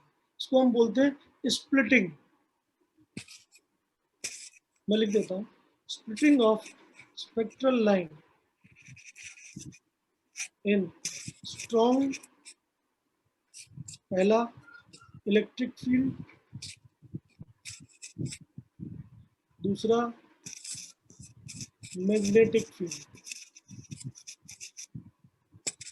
जो इलेक्ट्रिक फील्ड में जो स्पेक्ट्रल लाइंस की स्प्लिटिंग है, उसको एक स्टार्क नाम के आदमी ने देखा था। स्टार्क मतलब वो मस्त बंदा, आयरन मैन वाला, ठीक है, उसने इसका नाम दिया था स्टार्क इफेक्ट। आयरन मैन वाला स्टार्क नहीं है, ठीक है, ये साइंटिस्ट वाला स्टार्क है। और मैग्नेटिक फील्ड में स्प्लिटिंग को एक्सपेरिमेंटली देखा था जीमान, इसका नाम दिया था जीमान इफेक्ट। ठीक है, जी मैन को GTV का आदमी मत समझना, ठीक है, जी मैन कलेक्टर है, एक साथ है। ठीक है, तो स्टार्क इफेक्ट और जी मैन इफेक्ट होते क्या है कि जब आप स्पेक्ट्रल लाइन को स्ट्रॉन्ग इलेक्ट्रिक फील्ड में डालते हैं तो एक सिंगल स्पेक्ट्रल लाइन, जैसे ये लाइन आ रही है आपकी, ठीक है, मोटी हो गई, ये लाइन आ रही है, जैसे ही मैंने इलेक्ट्रिक फील्ड लगाया, ये अपने आप छोटी छोटी स्पेक्ट्रल लाइंस में जिनकी लैम्डा बहुत क्लोज है उनमें टूट जाती है। तो या तो इलेक्ट्रिक फील्ड लगाने पे और या फिर मैग्नेटिक फील्ड लगाने पे। इलेक्ट्रिक फील्ड लगाने पे एक सिंगल लैम्डा छोटे छोटे लैम्डा के ग्रुप्स में टूट जाती है। This is known as Stark effect. Same magnetic field apply करने पे जब ये लैम्डा, मतलब एक सिंगल लैम्डा अलग अलग छोटी छोटी लैम्डास में टूट जाती है, then this is known as Zeeman effect. And this can not be explain by Bohr's model, क्योंकि बोर्स मॉडल के जीवन में तो एक सिंगल लाइन ही है। समझ में आ रही बात? ठीक है, इलेक्ट्रिक फील्ड और मैग्नेटिक फील्ड में जो स्प्लिटिंग है और जिसकी वजह से सिंगल लाइन मल्टी लाइंस में टूट गई है, ठीक है, this can not be explain on the basis of boards model. आप इसको भी ऐसे समझिए, अगर आपको नहीं पता है एसपीडीएफ तो, ठीक है, मतलब वो आगे आ जाएगा, चिंता मत करिए।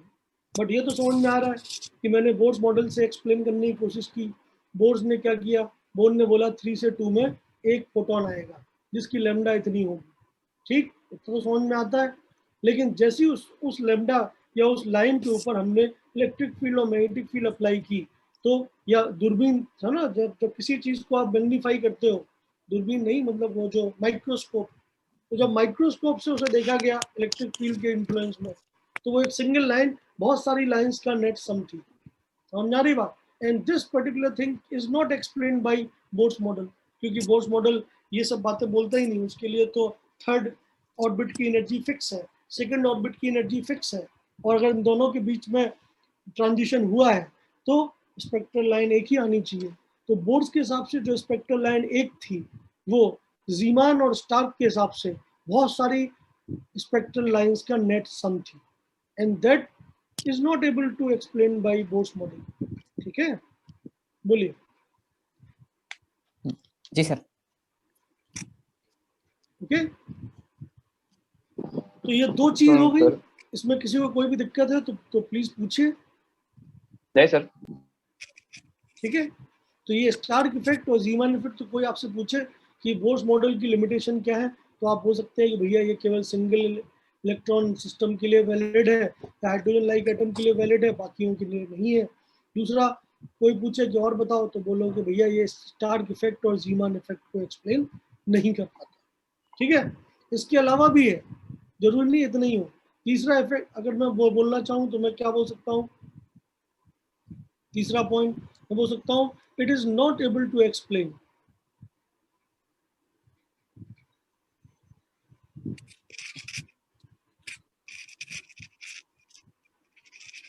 Heisenberg uncertainty principle। अब हाइजेनबर्ग अनसर्टेनिटी प्रिंसिपल क्या होता है वो हम आगे के टॉपिक में देखेंगे। अभी के लिए केवल लिमिटेशन लिखना है तो आप ये लिख लीजिए। ठीक है, अब हाइजेनबर्ग का अनसर्टेनिटी प्रिंसिपल क्या होता है वो हम देखेंगे, उसके लिए अभी आगे चैप्टर बहुत सारा पढ़ा हुआ है। ठीक है, वैसे क्या होता है, वैसे मैं आपको बता देना चाहता हूँ, अगर मैं बेसिक आइडिया दूँ तो हाइजेनबर्ग अनसर्टेनिटी प्रिंसिपल ये बोलता है कि एट द सिंगल टाइम मैं इलेक्ट्रॉन की वेलोसिटी और पोजीशन को एक साथ 100% इफिशिएंसी के साथ मेजर नहीं कर सकता। क्यों? क्योंकि इलेक्ट्रॉन डुअल नेचर दिखाता है। अब डुअल नेचर वाली दुनिया में आप लोग आ जाएंगे। अभी तक आप लोग केवल पार्टिकल नेचर पे थे, मतलब इनडायरेक्टली इसको मैं अगर मजदूरों की भाषा में बोलूं तो मैं ये बोल सकता हूं कि electron has dual nature property. Dual nature मतलब इलेक्ट्रॉन पार्टिकल भी होता है, at the same time electron wave भी होता है। तो ये चीज बोर्स मॉडल एक्सप्लेन नहीं कर पाता है, क्योंकि बोर्स मॉडल ने इलेक्ट्रॉन को हमेशा क्या माना है, पार्टिकल, एम मास का पार्टिकल जो v स्पीड से चल रहा है। आप मेरी बात समझ पा रहे हैं या नहीं, बोलिए। हाँ जी सर। जी सर। अब ये डुअल नेचर क्या होता है, ये अगला टॉपिक है हमारा, हम बिल्कुल देखेंगे उसमें। बट ये चीज बोर्स मॉडल एक्सप्लेन नहीं कर पाता है। बोर्स के लिए इलेक्ट्रॉन हमेशा एक पार्टिकल है और पार्टिकल की तरह ही ट्रीट होगा। बट इन रियलिटी इलेक्ट्रॉन, आगे चल के बहुत सारे महान साइंटिस्ट आए, उन्होंने ये प्रूव किया कि जितने भी सब एटॉमिक पार्टिकल होते हैं जो मूव करते हैं, जैसे इलेक्ट्रॉन, बाकी न्यूट्रॉन और प्रोटॉन तो मूव करता नहीं, न्यूक्लियस के अंदर फिक्स्ड है, बट इलेक्ट्रॉन जो मूव करता है उसके अंदर दोनों ही नेचर पाए जाते हैं। वो at the same time particle भी है और at the same time wave की तरह भी है। तो उसकी एग्जैक्ट पोजीशन को हम आइडेंटिफाई नहीं कर सकते, एग्जैक्ट वेलोसिटी को भी आइडेंटिफाई नहीं किया जा सकता। इसी को बोलते हैं हाइजेनबर्ग अनसर्टेनिटी प्रिंसिपल। ठीक है, आगे आएगा, चिंता मत करिए। लेकिन अभी के लिए आप ये लिमिटेशन तो नोट कर ही सकते हैं, है या नहीं, बोलिए। क्लियर? जी सर। चलिए, तो ये बोर्स मॉडल का समाप्ति हो गया कि बोर्स मॉडल में क्या क्या चीजें थी। आई थिंक कोई कुछ पूछ रहा है, देख लेते हैं, कुछ लिखा हुआ है चैट बॉक्स में। तो क्या लिखा है, sir network issue please can you repeat. भाई इसमें कहाँ से कहाँ रिपीट, हाँ रेडमी, तो आप कुछ बोलना चाहते हैं बोलिए, रेज हैंड किया आपने तो। लालिंग वारी, ठीक है। सो भाई इसमें बहुत ही सिंपल सी बात है, मैं आपको लिमिटेशंस बता रहा हूँ, और लिमिटेशंस जो है वो 2-3 है। पहली लिमिटेशन तो सबको क्लियर ही है कि फर्स्ट लिमिटेशन इज व्हाट, कि ये केवल हाइड्रोजन लाइक एटम के लिए ही वैलिड है, ठीक है। सेकेंड लिमिटेशन क्या है कि ये स्टार्क इफेक्ट और ज़ीमैन इफेक्ट को एक्सप्लेन नहीं कर पाता है। थर्ड लिमिटेशन क्या है कि ये इलेक्ट्रॉन को पार्टिकल ही मान के ही दिया गया मॉडल है, इसमें डुअल नेचर को इंक्लूड नहीं किया गया है, मतलब ये हाइजेनबर्ग अनसर्टेनिटी प्रिंसिपल को एक्सप्लेन नहीं कर पाता है, जो हम बिल्कुल पढ़ेंगे। तो वही मैं एक्सप्लेन कर रहा हूँ आपको 1 और 2। पहला तो एक्सप्लेन करने की आवश्यकता है नहीं, पहला तो आप जानते ही, हमने हर बार लिखा है कि जो आपके बोर्स मॉडल है that is only valid for single electron system. Multiple electron अगर हो जाएंगे तो बोर्स मॉडल अप्लाई नहीं होता है। ये तो पहला लिमिटेशन है, हाइड्रोजन लाइक एटम के अलावा, और जैसे हीलियम प्लस है तो बोर्स मॉडल लगेगा, लेकिन अगर नॉर्मल हीलियम है तो बोर्स मॉडल नहीं लगेगा, ठीक है। तो ये इसका लिमिटेशन है। दूसरा लिमिटेशन क्या है कि जब हम मतलब बोर्स के हिसाब से एक एक एक पर्टिकुलर ट्रांजिशन में एक ही स्पेक्ट्रल लाइन होनी चाहिए एक ऑर्बिट से दूसरी ऑर्बिट तक जाते वक्त, लेकिन जब उसको इलेक्ट्रिक फील्ड और मैग्नेटिक फील्ड में मैग्नीफाई किया गया तो एक स्पेक्ट्रल लाइन बहुत सारे अलग अलग लेमडास का नेट सम पाई गई। तो इलेक्ट्रिक फील्ड में ये काम किया स्टार्क ने, और मैग्नेटिक फील्ड में ये काम किया जीमान ने। तो स्टार्क इफेक्ट और Zeeman effect Bohr's model explain नहीं कर पाता, क्योंकि बोर्स के लिए तो हमेशा 2 ऑर्बिट के बीच में एक ही स्पेक्ट्रल लाइन बननी चाहिए, लेकिन जीमान और स्टार्क के हिसाब से वो जो एक स्पेक्ट्रल लाइन है वो वास्तव में एक नहीं है, वो बहुत सारी इंडिविजुअल छोटी छोटी स्पेक्ट्रल लाइन का नेट सम है, ठीक है, जो बहुत ही क्लोजली पैक्ड है, ठीक है। ऑफ कोर्स इसको बोर्स मॉडल एक्सप्लेन नहीं कर पाएगा किसी भी कीमत पे, क्योंकि उसका तो एक ही स्पेक्ट्रल लाइन का फंडा है। दूसरा अगला जो मतलब डिफिकल्टी है वो क्या है कि बोर्स मॉडल इलेक्ट्रॉन को हमेशा पार्टिकल नेचर ही मानता है। हमने जितने भी फॉर्मूले लगाए हैं क्लासिकल फिजिक्स के, वो सब में हमने इलेक्ट्रॉन को पार्टिकल माना है, एम मास का, वी एन उसकी वेलोसिटी मानी है, उसकी डिस्टेंस फिक्स मानी है आर एन पे, हमने सारे फॉर्मूले निकाले हैं। लेकिन वास्तव में आगे चल के साइंटिस्ट लोगों ने प्रूव किया कि भाई जितने भी सब एटॉमिक पार्टिकल हैं जो मूव करते हैं उनमें पार्टिकल नेचर के साथ साथ वेव नेचर भी पाया जाता है। दैट मीन्स आप पार्टिकल भी हैं and at the same time आप वेव भी हैं। तो आपकी एग्जैक्ट पोजीशन को मैं नहीं देख सकता, आपकी जो पोजीशन मैं निकालूंगा उसमें थोड़ा बहुत एरर तो होगा ही होगा, और आपकी एग्जैक्ट वेलोसिटी को भी मैं नहीं निकाल सकता, क्योंकि आप 100% पार्टिकल नहीं है। अगर आप 100% पार्टिकल होते तो आपकी एग्जैक्ट पोजीशन और एग्जैक्ट वेलोसिटी को मैं किसी भी टाइम पे निकाल सकता हूँ, ठीक है। बट ये चीज़ बोर्स मॉडल एक्सप्लेन नहीं कर पाता, क्योंकि बोर्स केवल और केवल क्या बोलता है कि electron is of particle nature, ठीक है। अब पार्टिकल और वेव नेचर एक साथ होने का मतलब, डुअल नेचर होने का मतलब क्या है, वो हम पढ़ेंगे इसके अगले टॉपिक में, जिसको हम बोलते हैं डुअल नेचर ऑफ मैटर। अभी हम पढ़ेंगे अगले टॉपिक में। तो अभी हाल फिलहाल के लिए, क्योंकि आपने हाइजेनबर्ग अनसर्टेनिटी प्रिंसिपल नहीं पढ़ा है, आपने डुअल नेचर नहीं पढ़ा है, तो अभी के लिए तो आप केवल लिख लीजिए ये थर्ड पॉइंट, ठीक है। धीमे धीमे अगली अगली क्लास में आपको समझ में आ जाएगा कि मैं क्या बोलना चाहता हूँ, चिंता मत करिए, ठीक है। इतना क्लियर है सबको, बोलिए। जी सर। Yes sir. यस चलिए, सो अगला जो इम्पोर्टेंट टॉपिक है जिसमें आपको अपना दिमाग, अपना न्यूरल नेटवर्क्स को एक बार खोल देना चाहिए, ताकि आपके न्यूरल नेटवर्क्स में ज़्यादा स्ट्रॉन्ग कनेक्शन बने, और वो है डुअल नेचर ऑफ मैटर। ये वो इम्पोर्टेंट टॉपिक है जिसके ऊपर पिछली क्लास में, आई थिंक 2 क्लास पहले अपन लोगों का थोड़ा समय बर्बाद हुआ था, ठीक है, लेकिन उसका करेक्ट टाइम था ये dual nature of matter. Dual nature of matter का कहना क्या है एक्चुअली क्या है, जैसे आप हैं, जितने डे टू डे लाइफ में आपके चारों तरफ चीजें हैं वो सब किस नेचर की हैं, जिनको आप परसीव करते हो, पार्टिकल नेचर, ठीक है। जैसे आपने एक पत्थर उठाया, प्रोजेक्टाइल मोशन, फेंक दिया ऊपर, उसका एक प्रॉपर ट्रेजेक्ट्री आप बना सकते हैं। आप किसी भी टाइम टी पे घड़ी में टाइम नोट करिए, 1 सेकंड बाद वो कहाँ पे है, उसकी क्या वेलोसिटी है आप निकाल सकते हैं। 4 सेकंड बाद वो कहाँ पे है, उसकी क्या वेलोसिटी आप निकाल सकते हैं। समझ में आ रही बात है, नहीं आ रही है? दैट मीन्स पार्टिकल्स के साथ हमेशा एक फायदा होता है कि पार्टिकल का एग्जैक्ट पोजीशन और एग्जैक्ट वेलोसिटी की कैलकुलेशन पॉसिबल है। क्यों? क्योंकि जब आप किसी पार्टिकल के साथ डील करते हो तो हमेशा आपको उस पार्टिकल की पोजीशन पता होती है, उसकी ट्रेजेक्ट्री पता होती है कि वो किस ट्रेजेक्ट्री के थ्रू आगे बढ़ रहा है, आपको उसकी वेलोसिटी इंस्टेंटेनियस पता होती है। ये यही सारी चीज़ें आप पढ़ते हो मैकेनिक्स में, जो आपको अभी नुमान सर पढ़ाएंगे। ठीक है, ये सब खत्म होने के बाद, बेसिक मैथमेटिक्स खत्म होने के बाद, ठीक है, आपका काइनेमेटिक्स स्टार्ट होगा, फिर आपका motion in 1D, motion in 2D, फिर motion in 3D, and finally projectile motion 2D वाले में स्टार्ट हो जाएगा। ठीक है, फिर न्यूटन लॉ, ये सब आप लोग पढ़ेंगे।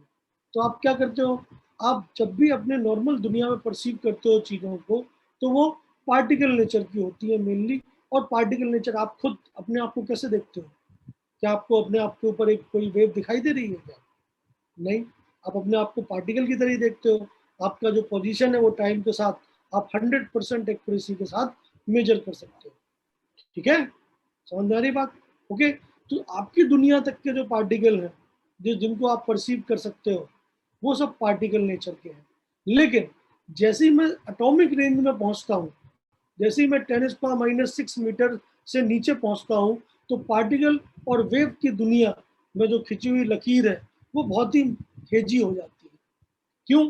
क्योंकि हर एक पार्टिकल, क्योंकि पार्टिकल का मास इतना कम हो गया, साइज इतना कम हो गया कि अब वो, जैसे इलेक्ट्रॉन की बात करें तो इलेक्ट्रॉन का मास 10⁻31 किलोग्राम है। उसके ऊपर वो सेम प्रिंसिपल नहीं लगने वाले जो आपने अभी मैकेनिक्स में आप पढ़ने वाले हो या ग्रेविटी में पढ़ने वाले हो। क्यों? क्योंकि इतना छोटा मास है, इतना छोटा पार्टिकल है कि that will not behave as a particle. भाई, बिकॉज जैसे हम इलेक्ट्रॉन के चलने की बात करेंगे तो अभी हमने क्या देखा कि इलेक्ट्रॉन ऐसे सर्कुलर मोशन में घूम रहा है, गोल गोल गोल गोल। वास्तव में वो कभी एग्जैक्टली सर्कुलर मोशन नहीं दिखा सकता। उसकी वेलोसिटी होने की वजह से और उसका मास बहुत छोटा होने की वजह से और वेलोसिटी बहुत हाई होने की वजह से वो हमेशा पार्टिकल के साथ साथ एक वेव नेचर भी दिखाता है। इट मींस वो हमेशा एक वेव की तरह ट्रेवल करता है, नॉट एज अ पार्टिकल। और इस चीज को पहली बार एक्सप्लेन किया गया डुअल नेचर ऑफ मैटर में। ठीक है, ये बोला गया कि भैया मैटर की दो ही प्रॉपर्टी होती हैं। कोई भी मैटर आप ले लीजिए, matter is anything which has a mass and occupies space. ठीक है, तो चाहे पार्टिकल हो, पार्टिकल में मास होता है, स्पेस को ऑक्यूपाई करता है। चाहे आप उसको वेव मान लीजिए, वेव भी स्पेस के अंदर ही होती है। ठीक है, और स्पेस का कुछ ना कुछ मास हो गई होगा मीडियम पार्टिकल्स में। ठीक है, तो आप क्लियरली समझ सकते हैं कि जो आइडिया है, क्योंकि आइडिया कैसे आया, एक्सपेरिमेंटल रिजल्ट से। जैसे लाइट की बात करें, इलेक्ट्रोमैग्नेटिक रेडिएशन, इमेजिन करिए लाइट कुछ एक्सपेरिमेंट में पार्टिकल की तरह बिहेव की और कुछ एक्सपेरिमेंट में वेव की तरह बिहेव की। समझ आ रही बात? तो लाइट के बारे में सोचा गया भाई कि लाइट यार पार्टिकल है भी की तरह भी बिहेव कर रही है और वेव की तरह भी बिहेव कर रही है। तो जिन लोगों ने पार्टिकल वाले एक्सपेरिमेंट कराए वो लोग वेव वालों से नफरत करने लग गए, और जिन्होंने वेव के ऊपर एक्सपेरिमेंट कराए वो पार्टिकल वालों से नफरत करने लग गए। तब जाके एक महान आदमी सामने आया और उसने बोला, देखो भाई, तुम भी अपनी जगह पे सही हो, तुम भी अपनी जगह पे सही हो। लाइट के पार्टिकल और लाइट की वेव दोनों एक ही बात है, देखने का नजरिया अलग अलग है। ठीक है, आप जिस पर्टिकुलर एक्सपेरिमेंट में करा रहे हो उसमें लाइट पार्टिकल की तरह बिहेव कर रहा है, आप जिस एक्सपेरिमेंट करा रहे हो उसमें वो वेव की तरह बिहेव कर रहा है। वास्तव में लाइट डुअल नेचर का होता है। ये पहली बार बोला एक महान आदमी ने जिसका नाम था डी ब्रॉगली वेवलेंथ। तो उसने केवल और केवल लाइट के लिए बात नहीं की, उसने किसी भी एम मास के लिए बात की, और उसने अपना एक जो थ्योरी दिया, मतलब इतने इंटेलिजेंट आदमी थे कि वो जो लिख के चले गए वो बाद में प्रूव हुआ। मतलब डी ब्रॉगली के जाने के बाद उसका फॉर्मूला प्रूव हुआ, लेकिन वो फॉर्मूला पहले से ही लिख के गया था। मतलब इतना इंटेलिजेंट था, सोच लीजिए। ठीक है, कि उसको प्रूव करने वाले लोगों को नोबेल प्राइज मिल रहा है। ठीक है, तो डी ब्रॉगली नाम का एक आदमी था जिसने ये पहली बार बोला कि हम जिस तरीके से चीज़ों को परसीव करते हैं, ठीक है, वो एक्सपेरिमेंटल सेटअप पे डिपेंड करता है, ठीक है। उससे आप पार्टिकल पे एसोसिएटेड एक ही प्रॉपर्टी को पकड़ पा रहे हैं, वास्तव में वो पार्टिकल भी है and at the same time उसके ऊपर एक वेव भी एसोसिएटेड है, ठीक है। एंड इस पूरी थ्योरी को बोला गया डुअल नेचर ऑफ मैटर, जो हम अगली क्लास में पढ़ेंगे फ्रेश माइंड के साथ, ठीक है। आप लोग थोड़ा पढ़ के आइएगा अगर आप लोग थोड़ा पढ़ पाए तो, ठीक है। हाँ जी सर, ठीक है। जी सर। तो अपन लोग बात करेंगे डुअल नेचर ऑफ मैटर की नेक्स्ट क्लास में, थोड़ा बढ़िया तरीके से अपन लोग इसको 15-20 मिनट समझेंगे और फिर हम फॉर्मूलेस की बात करेंगे, ठीक है। अभी भी हेजी टाइप की फीलिंग है कि कोई कैसे पार्टिकल और वेव एक साथ हो सकता है, वो हम देखेंगे, चिंता मत करिए, ठीक है। Thank you sir. किसी को कोई भी दिक्कत है, परेशानी है, बोलिए। मैं नोट्स आपके क्या कहते हैं ग्रुप में भेज रहा हूँ, और डीपीपी जरूर सॉल्व कर लीजिएगा, उसमें कोई दिक्कत हो, अगर आंसर की में कोई फॉल्ट हो तुरंत मेरे को बताइएगा।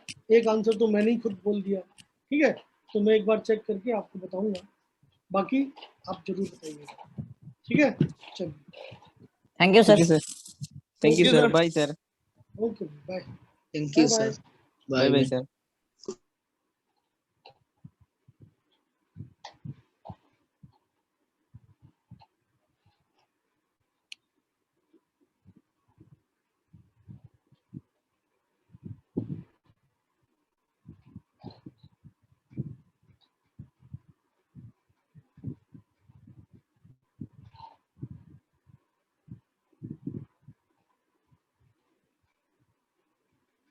ठीक है, आपको नोट्स भेज दिए मैंने, देख लीजिएगा।